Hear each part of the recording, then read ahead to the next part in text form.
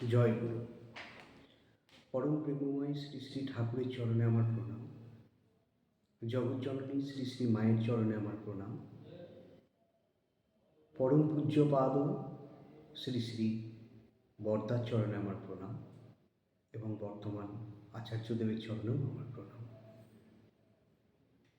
আজকে আমি পরম প্রেমময় শ্রী শ্রী ঠাকুর সম্পর্কে কয়েকটা কথা বলার জন্য আজ ক্যামেরার সামনে এসে উপস্থিত হয়েছি। জানি না কতদূর ঠাকুর সম্পর্কে আমার পক্ষে বলা সম্ভব হবে, কারণ দীক্ষা নেওয়া আমার বহু বছর হয়েছে, কিন্তু সৎসঙ্গ আমি এতগুলো বছরের মধ্যে হয়তো খুব বেশি হলে 4টে বা 5টা করেছি। আর দেওঘরও খুব বেশি হলে আমার হয়তো 3বার বা 4বার মতো যাওয়া হয়েছে।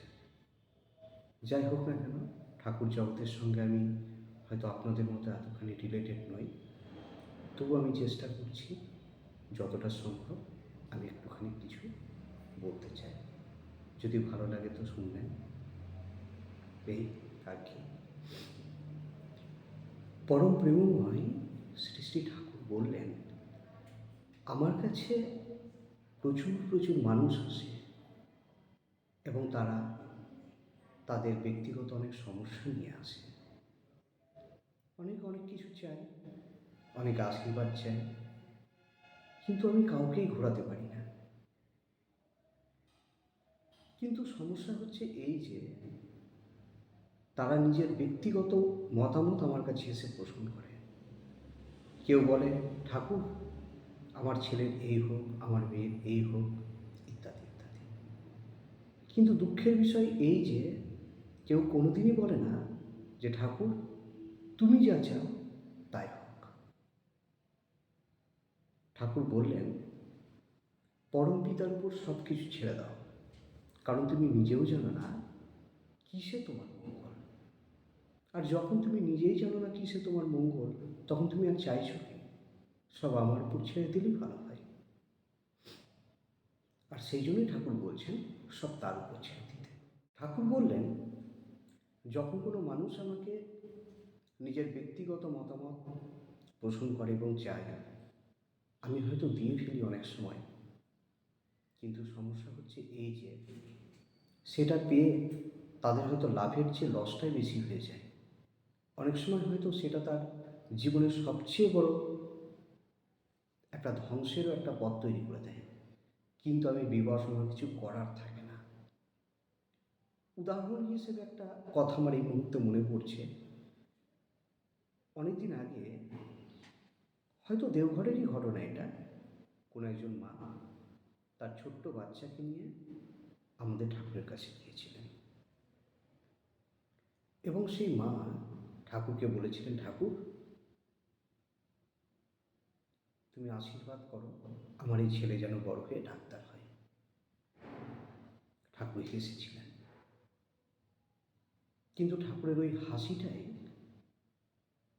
তার আশীর্বাদ। এবং সত্যি একদিন সেই ছেলে বড় হলো এবং ডাক্তার হলো। ডাক্তার হবার পর সেই মা আর কোনো রকমভাবে ঠাকুরের সঙ্গে যোগাযোগ করলেন না। বহু বছর কেটে গেল, সেই মায়ের দিন বৃদ্ধা হলেন, আবার অনেক দিন পর ঠাকুরের কাছে এলেন এবং ঠাকুরকে বললেন, ঠাকুর তুমি আশীর্বাদ করেছিলে আমার ছেলে আজ ডাক্তার, কিন্তু সমস্যা হচ্ছে এই যে আমার ছেলে আজ আমাকে খেতে দেয় না, আমাকে তাড়িয়ে দিয়েছে। ঠাকুর তখন বললেন, তুই তো চেয়েছিলিস তোর ছেলে ডাক্তার হোক, কিন্তু একবারের জন্য কি তুই বলেছিলিস ঠাকুর আশীর্বাদ করো আমার ছেলে যেন মানুষের মতো মানুষ হয়? তুই তো সেটা চাসনি। এক্স্যাক্টলি প্রশ্ন এখানেই। আমরা ডাক্তার হোক, ইঞ্জিনিয়ার হোক, ইত্যাদি ইত্যাদি চাই, কিন্তু মানুষ হোক এটা আমরা কেউ কখনো চাই না। একদিন একজন গুরুদেবের কাছে অন্য একজন মা গিয়েছিলেন এবং মা গিয়ে সেই গুরুজন সেই গুরুদেবকে নিবেদন করেছিলেন যে, ঠাকুর দেখো তুমি আমার ছেলেকে আশীর্বাদ করো, আমার ছেলে যেন রাজা হতে পারে। সেদিন সেই গুরুদেবও কিন্তু সেই একই করেছিলেন। কিন্তু দেখা গেল যে সত্যি গুরুর আশীর্বাদে তার ছেলে একদিন রাজা হয়েছিল, কিন্তু সে প্রজাদের রাজা নয়, সে হয়েছিল ভিখারিদের রাজা। লর্ড জেজাস বলছেন, তোমাদের মধ্যে এমন কোন পিতা আছো, তোমার ছেলে যদি তোমাকে মাছ চায় তাহলে তুমি তাকে সাপ দেবে, অথবা যদি ডিম চাই তাহলে তাকে বিছে দেবে? আসলে প্রত্যেকটা বাবাই তার ছেলেদেরকে এবং মেয়েদেরকে সবচেয়ে উত্তম বস্তুটাই দিয়ে থাকেন। তাহলে সেটাই যদি সত্য হয়, তাহলে পরম পিতার কাছে যদি কেউ বলে যে হে ঈশ্বর, তুমি তোমার যা ইচ্ছে তাই করো, যা ইচ্ছে তাই দাও, তাহলে তিনি সব সময়ই কিন্তু আমাদেরকে সঠিক জিনিসটাই দেবেন। এটাও কিন্তু যিশু বলে গিয়েছেন।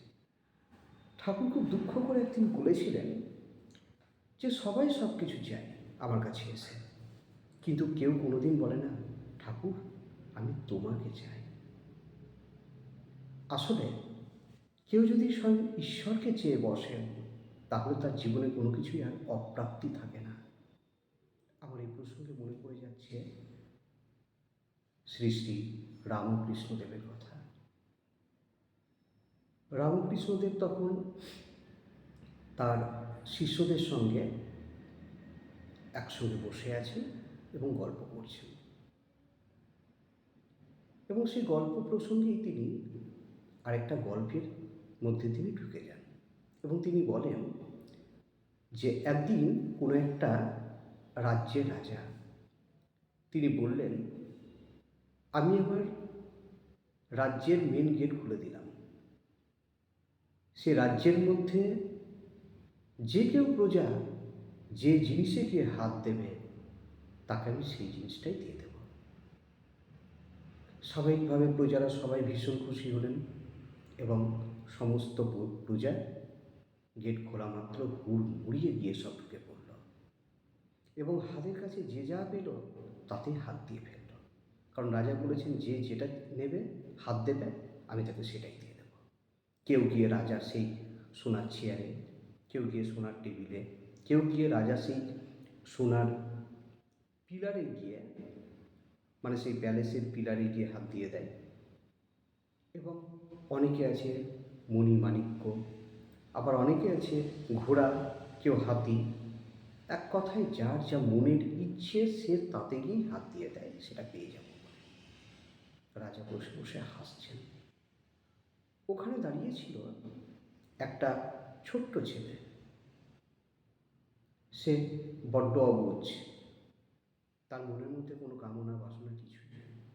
তাই সে কী করল, সরাসরি গিয়ে একেবারে সহজ সরল ছেলের মতো গিয়ে স্বয়ং রাজাকে গিয়ে জড়িয়ে ধরে ফেলল। ব্যাস, কাজ শেষ। যখন সেই ছেলেটা রাজাকে গিয়ে জড়িয়ে ধরল, তার অর্থ কী? সে তো স্বয়ং রাজাকেই নিয়ে নিয়েছে, তার মানে গোটা রাজ্যটাই তো তার এখন। এক্স্যাক্টলি, আমরা ঈশ্বরের কাছে সব কিছু চাই, কিন্তু একবারের জন্য আমরা ঈশ্বরকে জড়িয়ে ধরি না। আমরা যদি সেই ছোট্ট বাচ্চার মতো সহজ সরল দৃষ্টিভঙ্গি নিয়ে ঈশ্বরকেই জড়িয়ে ধরি, তাহলে আমাদের পাওয়ার আর কিছুই বাকি থাকে না। যাই হোক, এ প্রসঙ্গে একটা কথা আমি না বলেই পারছি না। আপনাদের মধ্যে অনেকেই দেওঘরে যান, আচার্যদেবের কাছে গিয়ে অনেক কথা নিবেদনও করেন, কিন্তু সমস্যা হচ্ছে এই যে আমরা দেওঘরে যাবার আগে, নিবেদন করার আগে আমরা অলরেডি প্ল্যান করেই যাই যে আচার্যদেবের কাছে গিয়ে এই কথাটা বলবো, দিয়ে আশীর্বাদটা নিয়ে আমি বেরিয়ে চলে আসবো। আপনি ধরুন বললেন যে আচার্যদেব, আমার ছেলে উচ্চ মাধ্যমিক পাস করেছে এবং এই বিষয় নিয়ে পড়াশোনা করতে চাই, আপনি আশীর্বাদ করুন। দাদা তো আপনাকে ঘোরাতে পারবেন না, তিনি আশীর্বাদ দেবেন। কিন্তু সেই সাবজেক্ট নিয়ে যদি সে পড়াশোনা করে বা সেই জিনিস নিয়ে সে যদি এগোয়, হয়তো তার জীবনে অনেক বড় প্রবলেম হতেই পারে, সেটা কিন্তু আমরা বুঝতে পারব না। পরবর্তীকালে যখন ক্ষতি হবে তখন হয়তো আমরা আচার্যদেবকেই দোষ দেব। যাই হোক, আমার বলার তাৎপর্য এই যে যদি কারোর ইচ্ছে থাকে যে আমি প্ল্যান করে আমি দাদার কাছে আশীর্বাদ দিতে যাব, তাহলে আচার্যদেবের কাছে গিয়ে আশীর্বাদ নেবার দরকারটা কোথায়? আপনি তো প্ল্যান নিয়েই নিয়েছেন, আপনি সে অনুযায়ী চলুন। আর যদি আচার্যদেবের কাছে নিবেদন করেন, তাহলে এইভাবে নিবেদন করবেন যে গিয়ে আপনি দিয়ে দেবেন রেজাল্ট এবং বলবেন, দাদা তুমি যা ভালো বুঝো করো। দেখবেন দাদা আপনাকে যে ডিসিশনটা দেবেন সেটাই সঠিক হবে। তাই আমাদের নিবেদনের মধ্যে কিছু কিছু ভুল আছে। যাই হোক, অনেক বেশি কিছু বলে ফেললাম। আমার বলার মধ্যে যদি কোনো ভুল ভ্রান্তি থাকে ক্ষমা করে দেবেন। জয় গুরু।